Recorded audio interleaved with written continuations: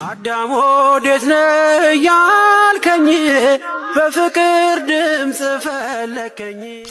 ዘር መንፈስ የመኖር ምልክቶቹ አንዳንድ ነገሮች ማወቅ ያስፈልጋል። ሲኖር በመጀመሪያ ደረጃ ትከሻችንን ይከብደናል። ያለበት ቦታ ላይ ይሄንን ይከብዳል ወይኛውን ይከብዳል። አሊያም ሁለቱንም እንዲህ ረግጦ እንደሚጫን አይነት ጫና ይሰማናል። ይሄ ማለት መተት አይደለም። ይሄ በአብዛኛው የዘር መንፈስ ነው። እዚህ ጋር ኩንታል የተሸከመ ያህል ይከብዳል ማለት ነው። ሌላው ሁለተኛ ባህሪው ደጋግሞ ያዛጋል። ደጋግሞ የሚያዛጋው አመልና ሱስ በህይወት ውስጥ ስላስቀምጥ ነው። ለአንዳንዶቹ ቡና ብቻ አይደለም ሱሱ፣ ነገርም ነው። ነገር መናደድ፣ መበሳጨት፣ ቶሎ ቶሎ መቆጣት፣ እነዚህም የመንፈሱ ሱሶች ናቸው። ምናልባት ያልተናገሩ ጊዜ ያዛጋቸዋል። ያልተናደዱ ጊዜ ደጋግሞ ያዛጋቸዋል። ቡናም ቢጠጡ ደጋግሞ ያዛጋቸዋል። ይሄ ማለት የዛሩ ባህሪ ከሰውነት ውስጥ ተዋህዶ ጤናን ሳይነካ አመልና ሱስ ሆኖ የነገርና የተንኮል ሱስ ሆኖ ይቀመጣል ማለት ነው።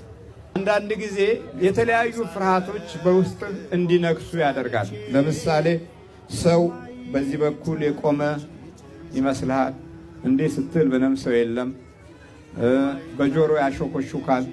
ሲያሾኮሹክ አይገባህም። የሆነ በርሜል የሆነ ትልቅ ነገር የወደቀ ያስመስላል። ከሰማይ መብረቅ የወረደ ያስመስልብሃል። ቤት ውስጥ ደግሞ ይደበድባል፣ መዝጊያ ይመታል፣ ቆርቆሮ ያንኳኳል። ቤት ውስጥ ውሃ እንደሚፈስ አድርጎ ያሰማል። ተነስተ ስትሄድ ሌባ ገባ ብለህ ስትወጣ ምንም ነገር የለም። ይሄ ዛሮች በቤቱና በቤተሰብ ውስጥ የመኖሩ ምልክቶች ናቸው። የዛር መንፈስ በጣም አደገኛው ደግሞ ረዳት ይፈልጋል። ቡዳ፣ ሰላቢ፣ ሟርተኛ፣ አስማተኛ፣ ክፉ ሰዎች ጋር ያገናኝሃል። አመለኞች ጋር፣ ሱሰኞች ጋር ያገናኝሃል። የሚገርም ነው። አይገርምም? ደህና ሰው ጋር እንዳትገናኝ ነው የሚጠነቀቀው። በጣም ጥንቃቄ ያደርጋል። ከከሃዲው ጋር፣ ከተንኮለኛው ጋር፣ ከምቀኛው ጋር፣ ከወሬኛው ጋር ያገናኝሃል። ይሄ የመንፈስ አንድነት ነው። የመንፈስ አንድነት ማለት ከመንፈሱ ጋር የሚኖር ህብረት ነው። ይህ ታዲያ የዚህ የዛር መንፈስ ገጽታ ሳይንስ፣ ዘመናዊ ትምህርት፣ እውቀት፣ የዩኒቨርሲቲ ተቋም፣ ዶክትሬት፣ ፕሮፌሰርነት እና ሌላ ሙያ ይሄንን መንፈስ አያገደውም። መማር፣ ካሊፎርኒያ ዩኒቨርሲቲ መግባት ወይም እዚህ ጣሊያን ትልቅ ዩኒቨርሲቲ ውስጥ መግባት ማለት ይህን መንፈስ አያገደውም። ሰዎች በሙያና በእውቀት የሚከላከሉት ኃይል አይደለም። እየገባችሁ ነው? በማርቆስ ወንጌል ያው ምዕራፍ 9 ላይ ይህ ወገን ከጾምና ከጸሎት በቀር አይወጣም። አስታውሱ። ታዲያ ይህ ወገን ድምፃችሁን ከፍ አድርጉልኝ። በቀር አይወጣም። ጾምና ጸሎት ለማድረግ ደግሞ እምነት ያስፈልጋል። ይሄ እነዚህ ኢሉሚናቲ፣ ስካል ኤንድ ቦን፣ ባፎሜት የሚባሉ ዓለም አቀፍ የሰይጣን ድርጅቶች በተለያየ መሰሪ አካሄድ ከዩኒቨርሲቲው ተቋም ጀምሮ እስከ ተራው ትምህርት ቤት ድረስ እጃቸው አለ። እጃቸውን ሰደዋል በሙሉ ከህግ አውጪው እስከ ህግ እስከ ፍትሁ ድረስ በሙሉ እጃቸው አለ። እጃቸው የሌለበት ምንም ነገር የለም። አንዳንዴም የትምህርት ካሪኩለማቸውን በሙሉ የምንጠቀመው በነሱ አስተሳሰብና መንፈስ ነው። ስለዚህ ተማሪዎች ወደ የትኛውም ትምህርት ቤት ሲላኩ ከዚህ መንፈስ ልክፍት ጋራ በቀላሉ ይገናኛሉ። ዛሬ በየትኛውም ዓለም ያለ ዩኒቨርሲቲ ተቋም ቢያንስ በጣም በንጹህ ህሊና ሆነው የሚወጡ ልጆች ከብዙ ሺዎች መካከል ወይ 5፣ 6፣ 7 ነው። ያውም እድል ከገጠመው ነው። በዚህ ዘመን ውስጥ ትልቁ አደጋ ትምህርት ቤቶች ሆነዋል። እናንተ ታዲያ ጧትና ማታ የጸሎትና የአምልኮት ስፍራ ከሌላችሁ ልጆች በልክፍት መንፈስ ይወጣሉ። ይሄ ደግሞ የተቀነባበረ አካሄድ አላቸው። በዚህ በነጩ ዓለም ውስጥ ትውልድን ለማጥፋት የሚጠቀሙበት ትልቁ ትልቁ አካሄድ በትምህርት ተቋም ውስጥ የተለያዩ ባህሪያቶችን ይዞ እንዲወጡ ማድረግ ነው። ስለዚህ የዛር መንፈስ እጅግ በጣም የረቀቀ ሂደቶችን የተከተለ ነው። መስገን አለችኝ። በሌላ ስልክ ደወልኩላት። ማን ልበል ስትለኝ ጊዜ መምህር ተስፋዬ ያልኳት። እንዴ መምህር ይሄን ስልክ እንዴት አወቅከው አለችኝ። በሌላኛ ስልኳ 2 ጊዜ ነው ሴቭ ያደረኳትና እንዴ እኔ እኮ መጥቼ እንደዚህ ልደታ ክፍለ ከተማ እንደዚህ ስራ ሰርተሽልኛል ሰዓት ጊዜ ወይኔ ደስ ሲል በጣም ይገርማል። በቃ እንተዋወቃለና በቃ ደስ ይላል ጥሩ ነው ብላ ለወንድሟ ነግራው ምናምን ተገናኘን።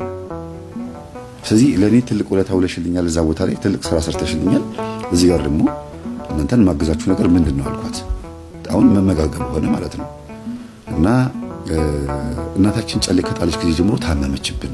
ምን እናርጋሉ? ከዛ ላያቸው ብዬ ሄድኩኝ። አንተ ጉደኛ አሉኝ።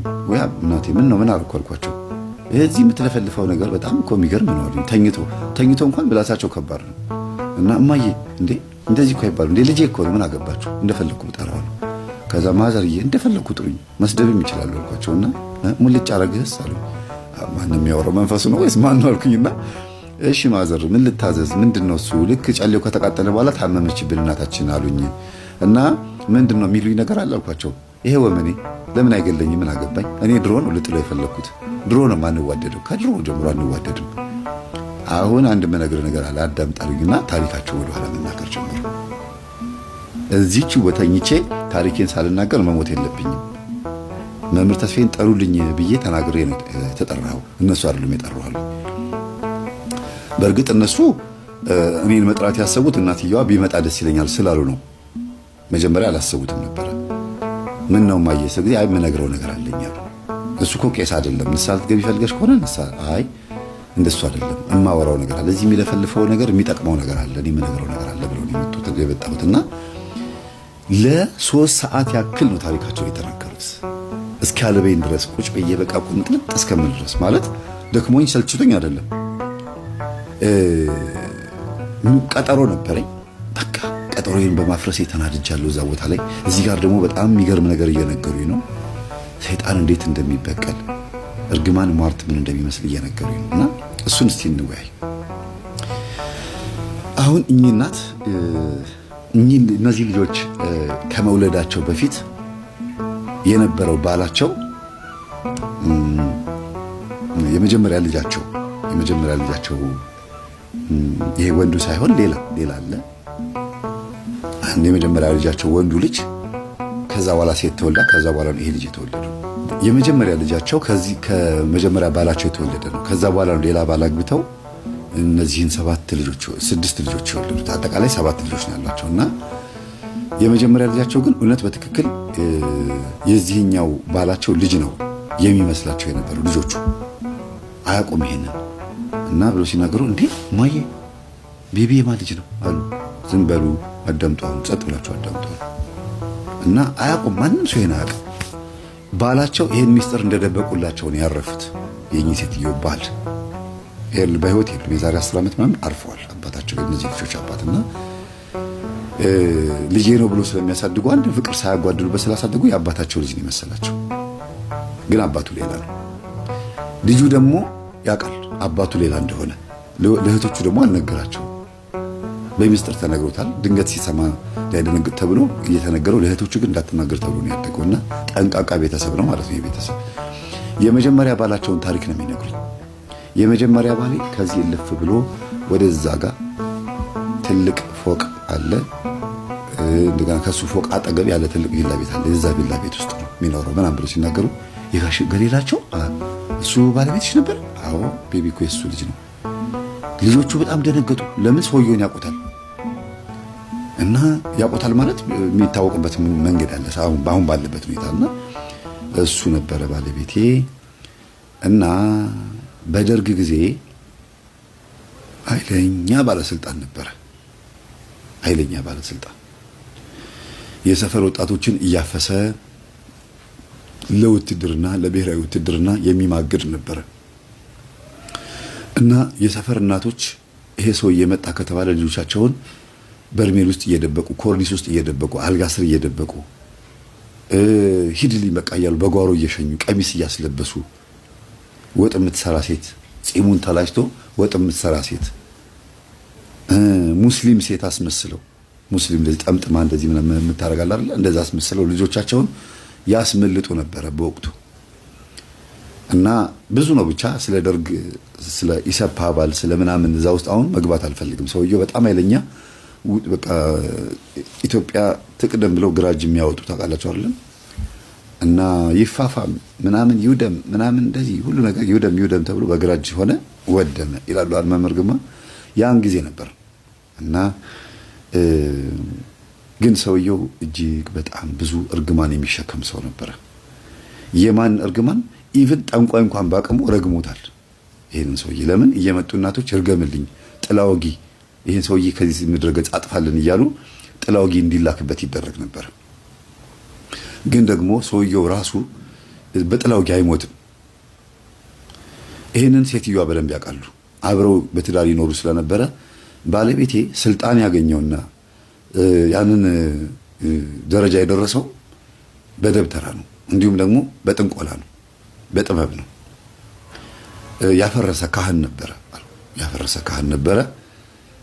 ዲያቆን ሆኖ መርጌታ ሆኖ መርጌታነቱ በገጠር ነው ትቶት የመጣው። ከዛ ከተማ ሲመጣ ወደ ፖለቲካው ገባበት እና ያችን ድብትርናውን እየተጠቀመ እየሰራ የት አካባቢ ማን እንደተደበቀ ያውቃል።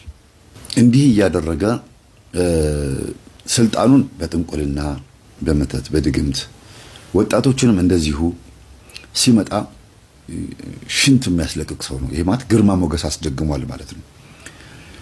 ያው ላይ ግርማ ሞገስ ደግሟል እንጂ ምን አስደግሟል? ለራሱን በራሱ ማለት ነው። እና ልክ እሱ ሲመጣ እናቶች በቃ ሽንት በሽንት ነው ያለቅሳሉ። እባክህ ልጄን ተውልኝ። ቤት ሲመጣ ሲገባ ዞር በረዛ በእጁ ነካ ካደረጋቸው በቃ እዛ ነው የሚደርሱት። በጣም ግዙፍና ወጥ እንትን ሰው ነው። በቃ ኃይለኛ ሰው ነው። በዛ ላይ ደግሞ ጥቁረቱ በጣም ነው የሚያስፈራው መልኩ እና ከክፋቱ እንደው ጥቁረትን ነው ከለርን የተቻው አይደለም። ጥቁር ሰው የእግዚአብሔር ሰው ይኖራል። ከለር አይደለም ቅድስናና ንጽህናን ወይም እርኩሳትንና ኃጢአትን የሚገልጸው። ግን አንዳንድ ጊዜ ጥቁርን በመጥሩ ነገር አንገልጸውምና እንደዛም ሆኖ ደግሞ በእንቅርት ላይ ጆሮ ደግፍ ባህሪውም ደግሞ አስቸጋሪ ነው፣ ይፈራልና እሱ ሲመጣ ነገሮች ይረዳሉ። በቃ እናቶች ይርበተበታሉ። አንዳንድ እናቶችማ ይሄው እንካውሰድ በቃ ግን ልጄን አትጉዳብኝ እባክህን በቃ በሰላም ሄዶ ከተረፈልኝ በሰላም ይመጣል ውትድርና ምናምን ብለው እናቶች አልቅሰው ነው የሚሰጡት። ወጣቶቹን ከዛም ሰብስቦ በመኪና ጭኖ በሌሊት ነው ደግሞ የሚመጣው። እንደዚህ ነው የሚያደርገው የነበረውና ከሁሉ ግን አብዛኛውን ጊዜ ድብትርናውን የሚጠቀምበት ለራሱ ነው፣ ለግርማ ሞገስና ለስልጣን ነው እንጂ ሌላ ቦታ ላይ አይሰራበትም። ግን እርግማን በጣም ከቦታል። ያ እርግማን ላይ የእናቶች ያለቅሱበታል ነው ያጥፋህ ይላሉ። በፊት ለፊት የሚረግሙት አሉ። እና በጥይት የተገደለች እናት አለች። እንደዚህ ስትሰድበው ግንባሯን በሽጉጥ መታት እና ልጇን ወስዶ ሴትዮዋን ደፍቶ መቼም በሰላም ይኖራል ብላችሁ አታስቡም አይደል? ሌላው ደግሞ የሰው ሚስት ይቀማል። የሰው ሚስት መቀማት በሲስተም እያደረገ ነው የሚቀማውና 14 ልጆች አሉት። መደበኛ በትዳር የወለዳቸው 3 ናቸው። ትዳር ላይ ከኚህ ሴትዮ ራሱ ከ14 ውስጥ አንዱ ልጅ ይሄ የመጀመሪያ ልጃቸው ነው። ቤቢ የተባለው ልጅ ማለት ነው። ቤቢ የሰውየው የመጀመሪያ ልጁ አይደለም። ሴትዮዋ ራሳ የመጀመሪያ ሚስቱ አይደለችም። በኋላ መስሏቸው ነው ሴትዮዋ ከገቡ በኋላ እንደተለመደው ገብተው የሚወጡ ሴትዮ ነበሩ። አመት 2 አመት ወይም ደግሞ 6 ወር ቆይቶ ነው የሚወጡት እና እንዲቀመጡ አይፈልግም ውስጡ ያለው መንፈስ እና በቤቱ ግን ያሳደጋቸው 3 ልጆች ናቸው። ደብተራ ባለስልጣን ሲሆን አስቡት። እንደገና ደግሞ ስሙ ደግሞ ዳምጠው ሲሆን አደፍርስ ሲሆን ደግሞ አስቡት። ሁልጊዜ ነው የምናገረው። አደፍርስ ዳምጠው ሲሆን ካህን ሲሆን ምኑ ነው ታዲያ የሚዳምጠው? ምኑ ነው የሚያደፈርሰው? አስተውሉት። ባለስልጣን ሲሆን ብዬ እናገራለሁና ይሄ ታሪክ ይመጥነዋል ብዬ አስባለሁ። እና ጋሽ ዳምጠው ወይም ጋሽ አደፍርስ ሲመጣ እናቶች ማልቀሳቸው ብቻ ሳይሆን ጠንቋይ ቤት ሄደው ይሄንን ሰውዬ አትገልልኝም ይላሉ። ኧረ እሱ ሰውዬ ራሱ እኮ ከባድ ነው፣ እኛ ይሄን ማድረግ አንችልም ነው የተባለው። እና በቃ እግዚአብሔር ይህንን ሰው ያጥፋልን ብሎ ከዓይናቸው የሚፈሰውን እንባ ወደ እግዚአብሔር እንደ ራሔል እንባ አድርገውታል። ራሔል ልጆቿን እዛው ጭቃ ውስጥ ወለጃቸውና ለጭቃው ማጠንከሪያ ይሆናሉ፣ ደምሽም እዛው ጭቃውን ያጠነክረዋል እርገጫቸው ተብላ ስትባል ብላን ያለቀሰችው በግብጽ ውስጥ ሆና። አብዛኛው የትውልዳችን ሰይጣንን እየፈራ የሚኖር እንጂ እግዚአብሔርን እየፈራ የሚኖር አይደለም። አይኔ ጠፋል ይላል። ተመልከቱ፣ በመቁጠሪያ እኮ እናንተ ጀልጣችሁ የምታባረሩት እኮ ነው። እንግዲህ እንዴት እየፈሩት እንደኖሩ አስቡት። ይሄ እንደው በአንድ መቁጠሪያ ድራሹ የሚጠፋ ወይም ቅስሙ የሚሰበርበትን መንፈሳዊ ኃይል ይዘን አይኔ ጠፋል እያሉ ብዙዎቹ ለሱ ይተነብዩለታል። አይቀርም እኮ ደግሞ እንዳሉት ልክ የተናገሩት ነገር አይቀርም። ያው መከራ ሳይቶ ያጠፋቸዋል፣ ግን እስከዛው ድረስ ግን ያስፈራራቸዋል። እምነት እንዳይኖራቸው ነው የሚያደርገው። እና አሁን እቺ ትንሽ ልጅ የ9 ዓመት ልጅ በዚህ በዛር መንፈስ ተይዞ ተጠምዶ መኖር አሁን መንፈሳዊ ሕይወት ባይነቃቃ ኖሮ ቀስ በቀስ ወይ ወደ ቡዳነት ይለወጣል። ራሷን ይበላል፣ ከዛ ሌላውንም ይበላል። ምቀኝነት፣ ቅናት፣ ክፋት፣ ተንኮል አብሮ እንዲያድግ ከሚያደርግበት የጥፋት ዘመቻዎች ውስጥ ዋነኛዎቹ ናቸው። አያቱ ቤት አለ እዛ ገጠር የታገር ኦበርን ይባል ያመልኩኝ ነበር። ምን እያሉ ያመልኩዋል እንዴ? ኧረ ንጉስ እየተባለ ንጉስ የዓለም ንጉስ እየተባለ የምን ንጉስ? የዚህ ዓለም ንጉስ እየተባልክ ትገበር ነበር። በደንብ ነው፣ ሀብታም ነበር ሰውየው። አቤት የሚያርድልኝ ሰንጋ ታረ በሰልፍ ነው የሚታረደው፣ በሰልፍ ነው የሚታረደው። የት ሀገር? ኦበሪ ይባላል። ኦበሪ የት ሀገር ነው? የት አውራጃ ነው? ወደ ከፊቼ አልፈ ፊቼ አልፈ እና ልጁን ታዲያ ለምን ያስክ? እዛው የሚገብራት ልጁማ የታወቀ ዶክተር ነው። በኦፕሬሽን አያስወልድም ነበር። በኦፕሬሽን እንኳን አያስወልድም ነበር። የቱ? ይሄኛው ይሄ ዶክተር ነው እንዴ? አሰናክረን ቁጭ አደረግ ነው እንጂ ሌላ የተማረው ሜዲካል ቴክኖሎጂስት ተብለን አውቀን እጥፍ እሱ የሚማረው የነበረው የማህፀን ሐኪም ለመሆን እድሉን ስብር አቤት አቤት ተሰራል። እና ዶክተር ነው አሁን አይደለም፣ ተሰናክሎ ቁጭ ብሏል። ተሰናክሎ ቁጭ ብሎ የተማረው ሌላ ነው። ምንድን ነው የተማረው? ሜዲካል ቴክኖሎጂስት ይባላል። ሜዲካል ቴክኖሎጂስት ሜዲካል ቴክኖሎጂስት። አሁን በዛ ነው። ግን እሱ ትምህርቱን አሁንም አይፈልጉም። ተምሮ ተመረቀ። እንደምንም በደግነቱ ተመረቀ። ደግነት ስላለው ብቻ አሸነፈ። በደግነት በየዋነት ብቻ አሸነፈን እንጂ እሱን ገለነ። እናቱና አባቱን ለማስለቀስ ነበር። ሲወለድ ደግሞ ያኛው ሩፋኤል ማን መጥቶ ጳጉሜ 3 ነው የተወለደው። ጳጉሜ 3 ሩፋኤል ቆም አለ። በቀኝ መጥቶ እስቲ አለ ዞር በል አለ። ማነው ስሙ? ሩፋኤል ይባላል። ጠራው ስሙን። እሺ ሩፋኤል፣ ቅዱስ ሩፋኤል። ያው ሲማር አብረን የምትማረው ቁጭ ብዬ አልኩ። የጨለም ማድረግበታለሁ። ወረቀቱን ሽፍን ግልብጥ ሲያነባ ይገባው። ወይኔ ምንድን ነው ይላል፣ ይጨነቃል። ግን እንደምንም ተመረቀ። እንጀራውን አይወደውም። እንደምንም ተመረቀ። ስራማ ገባ ሆስፒታል። ዶክተሮቹ ላዩታል። ምን አይነት ጂኒየስ ነው ይላሉ። ከዛ ጎበዝ ነው ተብሎ ሽልማት ተሰጠው። የት? ጳውሎስ ሆስፒታል። አዎ፣ የጉብዝና ሽልማት ተሰጠው። እንዴ አንተ ጀርመን ሀገር መጥቶ ፈረንጁ ማሽኑ የገባውን ማሽን በታትኖ ሰራው። ከጀርመን ሀገር ሲመጣ እንዴ ማን ነው የሰራው አለ ፈረንጁ። እንዴ ይሄኛው ነው ተባለ። ያስከሳል እኮ አለ። በሚሊዮን ብር ያስከሳል አለ። ልጁ ሰርቶታል። ያኔ መልአኩ መጥቶ ሰውየውን አጣርፎ አስወጣው። በማያውቀው ምክንያት ያሳስረው ነበረ። እንዴ የብዙሃን በሽተኞች እዚህ ቆመው አይ ምን ሰራለው? ማሽኑን ሰራው። ማሽኑ ሲዲፎር ማሽን ይባላል። ሰራው ምን አለ ጀርመኑ ያለው ሰራው። ለበሽተኛ ይቆመ ነበር። ታዲያ ወዲያውኑ ስጦታለንና ሀብል ሰጠነውና ሀብል ሲያደርግ በማግስቱ መስሪያ ቤት ተመልሶ ያቀም። ለምን? በቃ እኛ አስላክንና እዛ ላይ አስደገምንና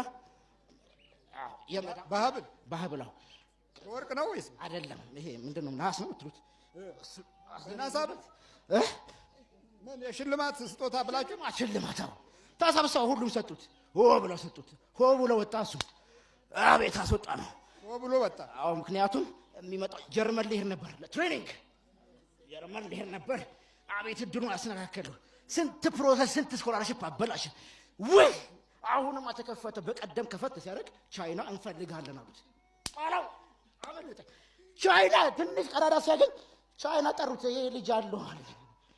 ኩላሊት ነው የሚሉት። ኩላሊት አለው አሉ። ኩላሊት ቻይና ይሄ ነው ትንሽ መንፈሳዊ መሰረት ጋራ ትንሽ በረከት ካለች ያችን ለማጨለም የሚደረግ ዘመቻ ከሌላው ዓለም ውስጥ የሀገራችን ትውልዶች ቀዳሚ ናቸው። ማጨላለሙ ላይ ብርቅዬ የሆነ ትሩፋት አለን። ብርሃኑ ላይ ነው አሁን ችግሩ። ብርሃን ሲበራ አንወድም። ብርሃን ሲበራ ውስጣችን አይመቸንም።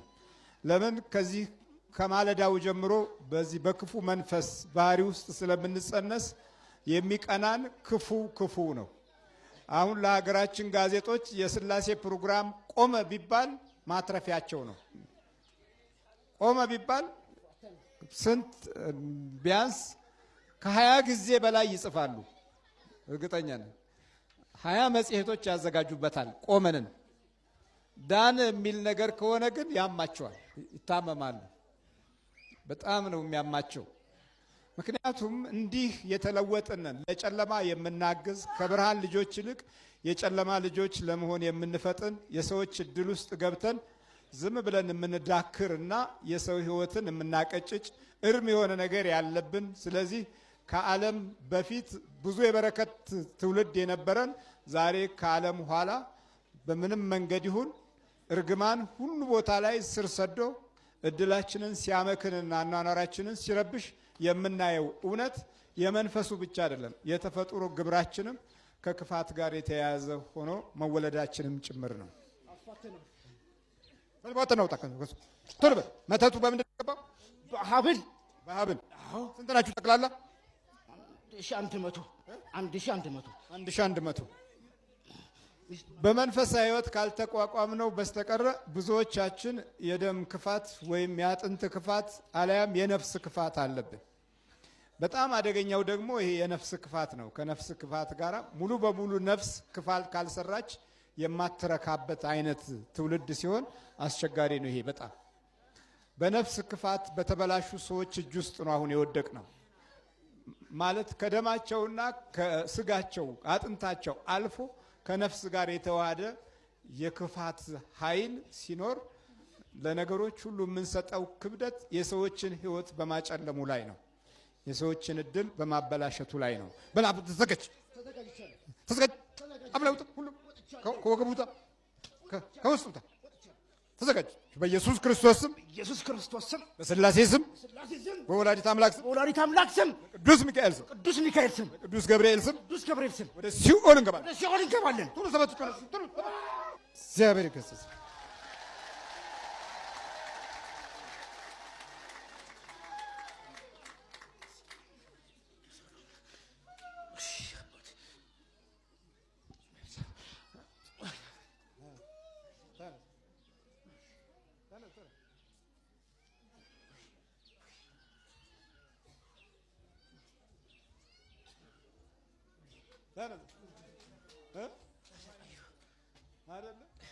እዚህ ነበርኩ ሱባኤ።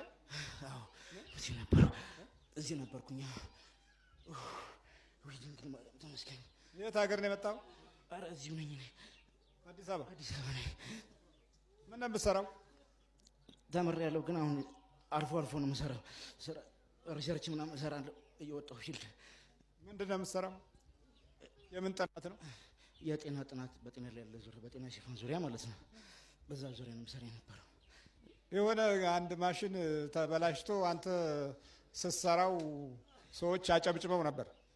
በትክክል አዎ። ከውጭ ያሉ ባለሙያዎች ብቻ ነው የሚሰሩት። እዛ በኋላ እንጃ የሆነ ስጦታ ሰጡ። ስጦታው የት እንዳለ ራሱ አላውቅም። ከዛ በኋላ እዛ መስሪያ ቤት እጄ አላውቅም፣ ግን አጨብጭበውልሃል በደንብ አድርገው። በጣም መፍራት ያለባችሁ ሀበሻ ሲያጨበጭብ ነው። መጥረቢያ ሲይዝ ችግር የለም፣ ሲያጨበጭብ ነው ችግሩ። መጥረቢያ ከያዘ ያው ታውቁታላችሁ፣ መጥረቢያ ይዟል፣ በቃ ችግር የለም። ያጨበጨበ ጊዜ ግን ችግር አለ። እሺ፣ ከዛ በኋላ ትዳሬም እኔ ውጭ ሀገር ሚስት የነበረች ተፋታው። ምንም በቃ እኔ ምንም አይመስለኝም። የሆነ እያልኩ ዝም ብዬ አልፋለሁ። በቃ ሁሉም ነገር ጨለመ። ቤተሰቦች ደግሞ ይሄ ጨሌ ነገር ያመልካሉ። አባቴ በኩል ያሉት ነግሬው ነበር ለአባቴ ብዙም ጥንካሬ የለው መሰለኝ። አልሰማኝም፣ እስካሁን አልሰማኝም። አዎ የዛም የነሱም መንፈስ ተጽዕኖ አለ። ግን አንተ ደግሞ በየዋህነት አንዳንድ ነገሮችን ልታሸንፍ ችለሃል። ያው እግዚአብሔር ሲያስብ እንደዚህ ነው። ምንም ያው ብዙም ክፋት አላሰብም። ግን ያው ደግሞ የራሴ ማጣት አለ። በዛ መሸገን እርሱ ትምህርት ከጀመርኩ በኋላ ብዙ ለውጥ አመጣው። ትከታተል ነበር እንዴ? በጣም። የት ነው የምትከታተል? ከስቴፋኖስ ጀምሮ እዚህ ድረስ እመጣለሁ። ትምህርቱንም ሲዲውንም እየገዛሁ እከታተል ነበር። በዛ መሰረት ጸሎት ሲጀመር ጊዜ ነገሮች መገለጥ ጀመሩ። እኔ ስራውንም ይሰራልኛል፣ ምክንያቱም ደርስበታለሁ ብዬ ሲቀጥል ጳጉሜ 5 ነው እዛ አቡነ ገብረ መንፈስ ቅዱስ የአዲስ ዓመት ነው እንጂ ዮሐንስ ጸበል ሂድ ምናምን ብሎ በውስጥ የተናገረኝ። ጸበል ሂድ አለ? ስቀጠቅጠው ነው? ጸበል ሂድ እንደው ከተኝቼ ስነሳ ነው ጸበል ውስጥ ራሴን አየሁት።